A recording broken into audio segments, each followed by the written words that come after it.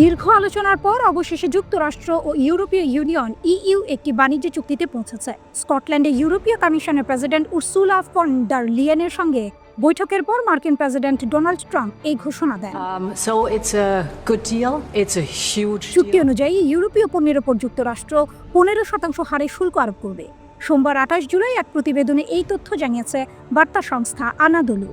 বার্তা সংস্থাটি বলছে, স্কটল্যান্ডের টার্নবেরিতে নিজের গলফ রিসোর্টে সংবাদ সম্মেলনে ফন ডার লিয়েনের পাশে দাঁড়িয়ে যুক্তরাষ্ট্র ও ইউরোপীয় ইউনিয়নের মধ্যকার এই বাণিজ্য চুক্তির ঘোষণা দেন ট্রাম্প।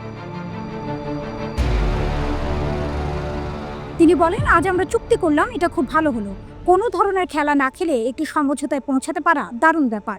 চুক্তি অনুযায়ী ইউরোপীয় পণ্যের উপর যুক্তরাষ্ট্র 15% হারে শুল্ক আরোপ করবে। এর আগে যুক্তরাষ্ট্র 30% পর্যন্ত শুল্ক আরোপের হুমকি দিয়েছিল। এক প্রশ্নের উত্তরে ট্রাম্প জানান, যুক্তরাষ্ট্র 15% নিচে শুল্ক হার নামাবে না। তিনি আরও বলেন, এটি আমাদের আরও কাছাকাছি আনবে, এক ধরনের অংশীদারিত্ব তৈরি হবে। এই চুক্তিকে তিনি এখন পর্যন্ত সবচেয়ে বড় চুক্তি বলে উল্লেখ করেন এবং জানান যুক্তরাষ্ট্র আরও 3-4টি দেশের সঙ্গে চুক্তির কথা ভাবছে।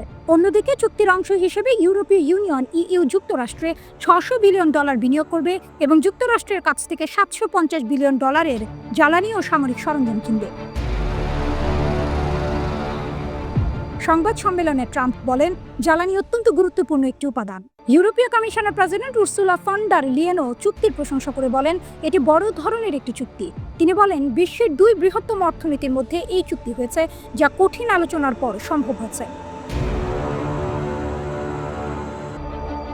তিনি আরও বলেন, এই চুক্তি স্থিতিশীলতা ও পূর্বানুমান যোগ্যতা আনবে, যা উভয় পারের ব্যবসার জন্য খুবই গুরুত্বপূর্ণ। ফন ডার লিয়েন বলেন, সব ক্ষেত্রে 15% হারে শুল্ক কার্যকর হবে বলে দুই পক্ষ সম্মত হয়েছে। তিনি বলেন, আমি শুরুতেই জানতাম এটা কঠিন হবে, কিন্তু শেষ পর্যন্ত ভালো একটি ফলাফলে পৌঁছাতে পেরেছি।